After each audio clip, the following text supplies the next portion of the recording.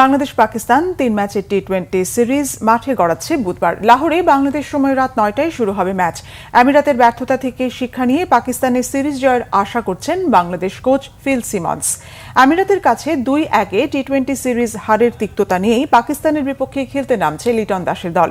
অধিনায়ক লিটন, ইমন, শান্ত, হৃদয় সহ দলের বেশিরভাগ ব্যাটসম্যানদের ফর্মহীনতায় সিরিজটা কঠিন চ্যালেঞ্জের বাংলাদেশের জন্য। তার উপর ইনজুরির কারণে খেলছেন না দেশসেরা পেসার তাসকিন ও মুস্তাফিজ। ভারত পাকিস্তান যুদ্ধের ভয়াবহতায় সিরিজে থেকে নিজেকে সরিয়ে নেন নাহিদ রানা।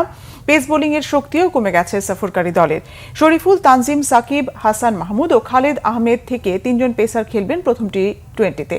সিরিজের প্রস্তুতিতে সোমবার ও মঙ্গলবার অনুশীলন করেছে বাংলাদেশ। পাকিস্তান সুপার লিগে দায়িত্ব শেষ করে দলে যোগ দিয়েছেন pace bowling coach Shaun Tait ও spin bowling coach Mushtaq Ahmed.